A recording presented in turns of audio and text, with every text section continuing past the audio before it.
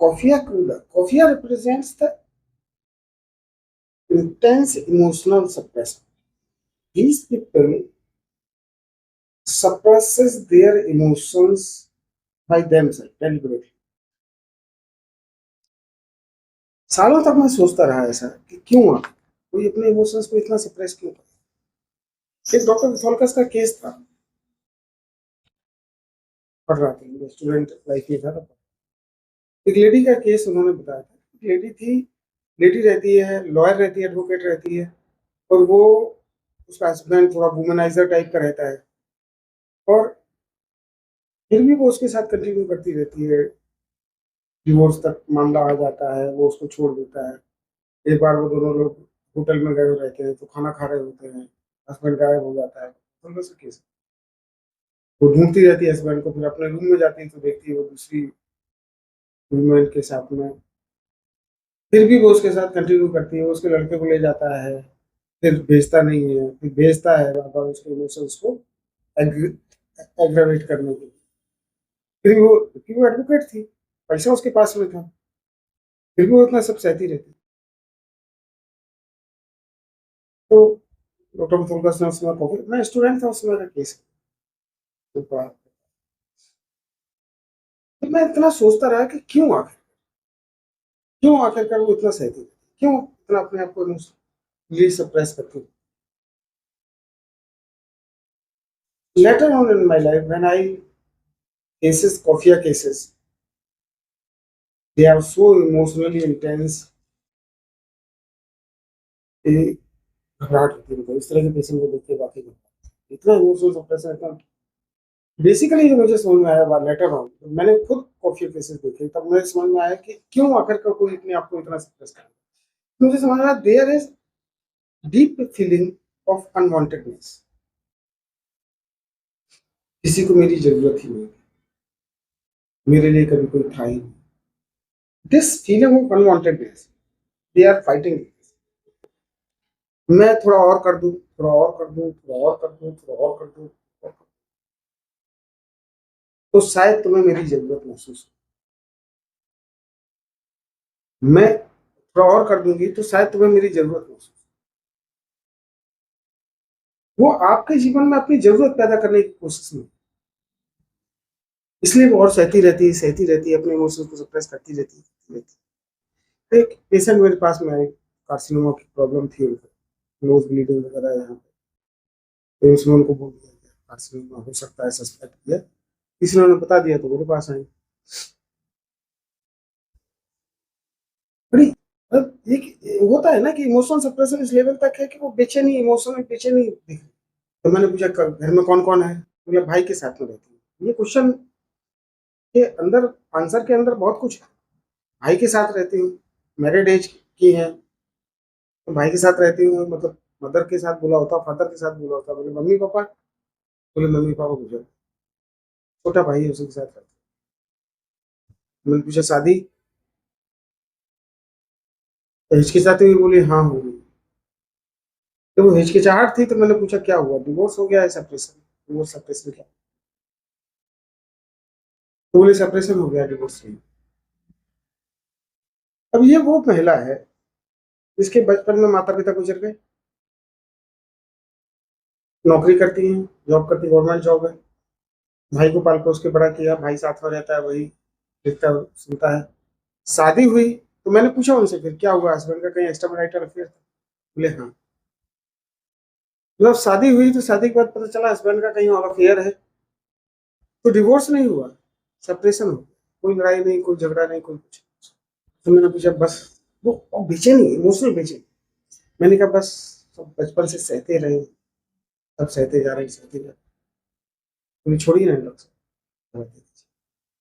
This pain, this suffering, this feeling of unwantedness. एक film आई थी अर्थ, शबाना आजमी की मूवी थी। शबाना आजमी, कुलभूषण वगैरह थे, स्मिता पात्री, वेरी ब्यूटीफुल मूवी। उसमें शबाना आजमी ने पूजा मल्होत्रा का किरदार प्ले किया है। मैं रिकमेंड करता हूँ कि देखो, कॉफिया को समझ रही। जो पूजा अनाथ आश्रम से रहती है, माँ बाप रहते नहीं है, किसी से शादी हो जाती है, उसके साथ में रहती है। एक दिन वो बताता है कि वो किसी और को चाहता है, उनको नहीं चाहता है, दोस्तों के साथ रहने चला जाता है, कोई बात नहीं अकेले रहने। फिर वो आता है कि स्मिता पाटिल ने जो किरदार प्ले किया है ऑब्सेस्ड वुमन, कि वो उसको डर लगता है कि वो मैं छोड़ के तुम्हारे पास आ जाऊंगा तो मुझे तुमसे डिवोर्स डिवोर्स कर दे, पेपर साइन कर देती है। पेपर साइन करने के बाद में जब वो हाथ में पेपर लेके जा रही होती है, वो पलट के देखती है, वो मूवमेंट मूवमेंट मतलब अगर आपके अंदर थोड़ी सी फीलिंग है, थोड़ी संवेदनशीलता है, उस मूवमेंट पे जब वो पलट के देखती है, फिर मुड़ के चली जाती है सीढ़ियां उतर के। तो वो जो एक्सप्रेशन रहते हैं चेहरे पे कि बस प्लीज बेबसी जो है, हौसला जो, जिंदगी तेरी एक एक अदा जो,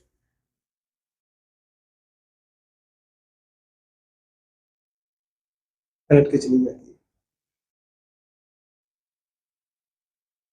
अगर वो एक्सप्रेशन का ऑप्शन हो जाए तो काफी ऑप्शन, उसके बाद में वो आता है कि वो जो हीरो जो रहता है नायक,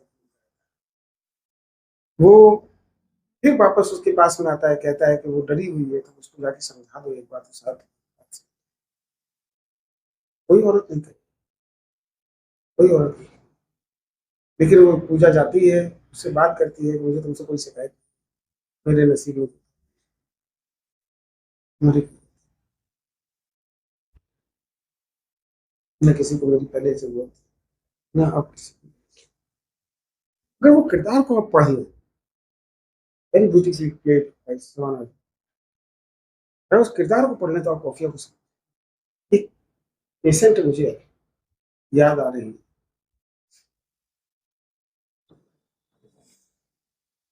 बहुत इनिशियल, मुझे तो होम्योपैथी समझ में नहीं आती थी, इनिशियल डेज ऑफ प्रैक्टिस की बात बता रहा हूँ। तो जूनियर था, एक लेडी को लेके आए, इंटेंस इमोशनल पेन, इतना ज्यादा पेट में दर्द कि पेन किलर काम नहीं करते थे, सीडेटिव देना, इतना ज्यादा पेट में दर्द होता था। किसी हॉस्पिटल में दिखाया तो उन्होंने सोनोग्राफी की, जो भी किया उन्होंने यूट्रस का हिस्टेक्टोमी कर दिया, यूट्रस काट के निकाल दिया कि शायद इसकी वजह से दर्द हो रहा हो, हालांकि कोई ऑब्वियस पैथोलॉजी नहीं थी।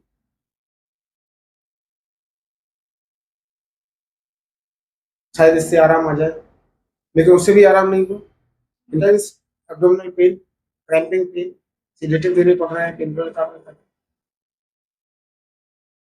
फाइनली शी केम टू मी।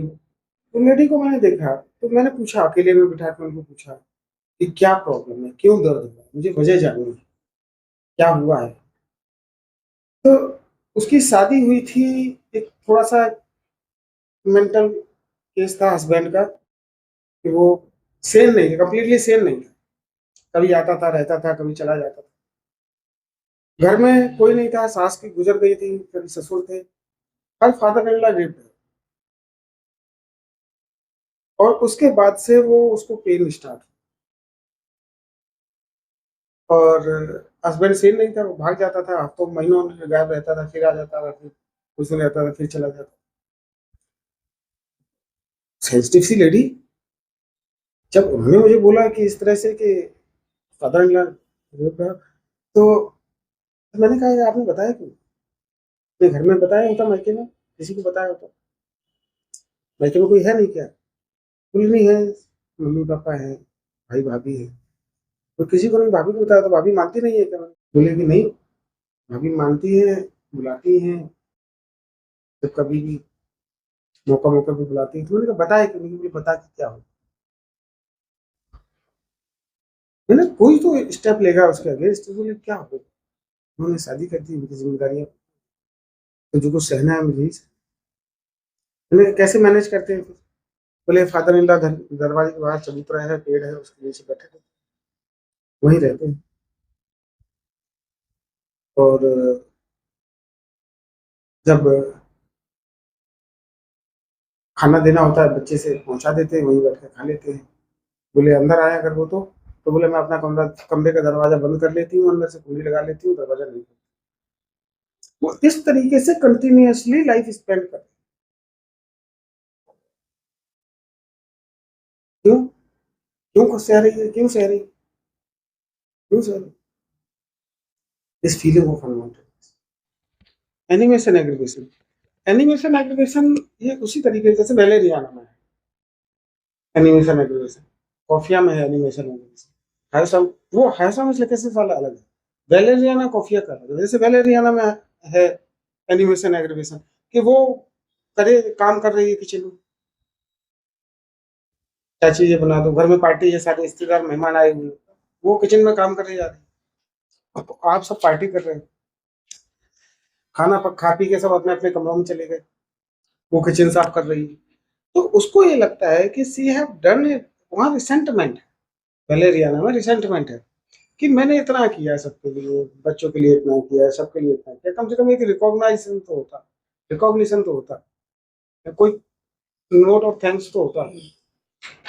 मैं तो गजल सुना के वहीं पे खड़ा रहा, सब अपने अपने चाहने वालों में खो गए, तो वो कहानी मैंने लिया कि वो काम किए कर कर खड़ी रही, सब अपने अपने एंजॉय कर रहे हैं पार्टी, तो उसको ये खराब लगता है, I should be the part of the pack, तो उसको एनिमेशन एग्रीवेट करता है, वो किचन में खड़ी खड़ी सोच रही है कि मैं कहिए जा रही हूँ, कहिए जा रही हूँ। कॉफिया क्रूडा को भी ये है कि गम बड़े आते हैं कातिल की निगाहों की तरह, तुम छिपा लो मुझे दोस्त निगाहों की तरह। तो लोगों को खुश देखती है तो उसे अपना महसूस होता है, अपना दर्द का एहसास पड़ता है कि मेरे जीवन में खुशी क्यों, सब इतना खुश क्यों। Intense emotional pain, emotional suppression, she is deliberately suppressing her emotions, trying to produce, अपनी जरूरत पैदा करने की कोशिश है कि मैं शायद थोड़ा और कर दूं तो शायद किसी को मिल जाए।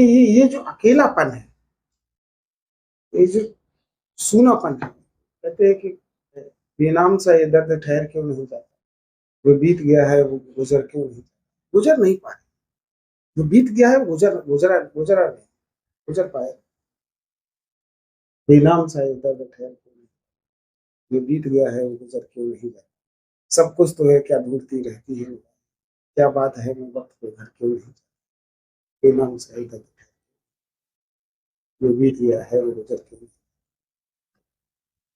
गुजरा अलग रहेंगी। मुझे नहीं लगता कि इतना इमोशनल पेन, इतना इमोशनल सफरिंग्स कोई और सह सकता है, इतना कॉफी सकती है। Digital is a bit different, मैंने एक बार ऐसे ही बोल दिया था कि coffea for women women females and digital is for me, but digital is a bit different because one of the highly consensus remedy for mathematical forum silesia digital is sorry highly consensus remedies, digitalis के अंदर एक rubric है, delusion represent he needs, उसको लगता है कि उसे अपने आप को साबित करना, सेम इमोशनल पेन सफरिंग सारा सब कुछ है, लंबा स्ट्रगल रहा है, लंबा जर्नी रही है, लेकिन अंत में क्या है डिजिटल इसमें कि वो मुझे अपने आप को साबित करना, मुझे अपने आप को रिप्रूव करना, एंजाइटीज ही वांट टू रिप्रूव, तो वो सारा कुछ है जो कॉफिया के अंदर है, लेकिन डिजिटल में परफॉर्मेंस ज्यादा है, हाँ कॉफिया में भी परफॉर्मेंस है बट वो एक सर्टेन पर्सन के लिए, डिजिटलिस्ट में जो है वो अपने आप को प्रूव करने के लिए, अपने आप को साबित करने के लिए, मुझे अपने आप को साबित करना, सारी इमोशनल रेमेडी है, सेंसिटिव रेमेडी है, वल्नरेबल है और कंसेंसस रेमेडी है, ये सारी बातें ठीक है, लेकिन वहां जो एंजाइटी है वो अपने आप को प्रूव करना, आपको साबित करना। कॉफिया में एक आदमी को अपनी जरूरत पैदा करनी, कॉफिया में एक आदमी के लिए अपनी जरूरत, एक शख्स के लिए अपनी जरूरत पैदा करनी, और डिजिटलिस्ट में अपने आप को साबित करके दिखाना, Aethusa is another very sensitive remedy, Aethusa में डिवोशन है, लेकिन वहां एहसास नहीं है कि मुझे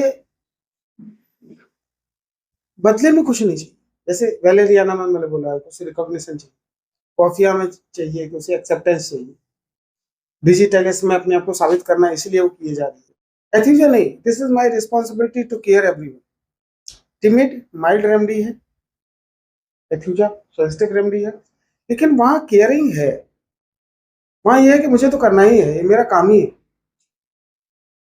One lady came to me many years ago, और वो अनकॉन्शियस हो जाती थी, चक्कर आता था, बेहोश हो जाती थी, चक्कर आता था, बेहोश। तो फैमिली में कुछ था नहीं, मेरे पास में आई। तो मैंने पूछा क्या करते रहते हैं? तो बोले सुबह से लेके शाम तक घर में सारा काम हम ही को करना है, जानवर भी है उनको भी देखना है, हस्बैंड को भी देखना है, बच्चों को भी देखना है, उनका लंच को भी देखना है, फिर बच्चे लंच करके चले जाएंगे, फिर खाना बनाना है, फिर सफाई करनी है, फिर ये करना है, फिर वो करना है, दिन भर। उनके दिन में आराम नहीं, आराम नहीं, करती रहती है, करती रहती है। तो मैंने कहा थक जाते होंगे, नहीं थक क्या डॉक्टर साहब, रात में सो जाती हूँ। मतलब उस लेडी के अंदर ये फीलिंग ही नहीं थी कि मुझे ज्यादा काम करना पड़े, मेरे ऊपर ओवर बर्डन है। नहीं, मैं, मेरा ड्यूटी है, मुझे करना है, मुझे लोगों को केयर करना है, लोगों को नर्चर करना है, ये मेरी जिम्मेदारी है, मुझे करना है। तो Aethusa is again very sensitive remedy, caring other, anxiety family for, without the need for the recognition, without any remorse. जैसे कॉफिया डिजिटलिस रिमोर्स वाली मेडिसिन नहीं। वो लेडी के अंदर प्रॉब्लम क्या हुई थी, बेहोश करना कब से शुरू हुई? एक गाय थी, गाय रखी हुई थी, तो गाय बीमार पड़ी, तो उसकी सेवा दवाई वाई में लगी रही, वो गाय मर गई।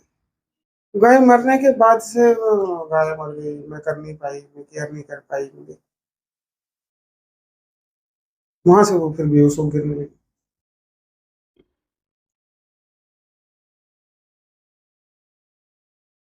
एथ्यूजा किसी के लिए नहीं करती, उसे लगता है कि मुझे करना ही है, मुझे तो करना ही है, मैं नहीं करूंगी तो कौन करेगा, मुझसे काम नहीं हो पा रहा है। हाँ, जब उससे नहीं हो पाएगा काम, अगर उससे केयर नहीं हो पा रही है, then she will develop anxieties, remember that ना, एंजाइटीज, एंजाइटीज पे जोर दे रहा हूँ, उसके अंदर एंजाइटीज दिखेंगी, एथ्यूजा के अंदर एंजाइटी दिखेंगी। क्या एंजाइटी दिखेगी?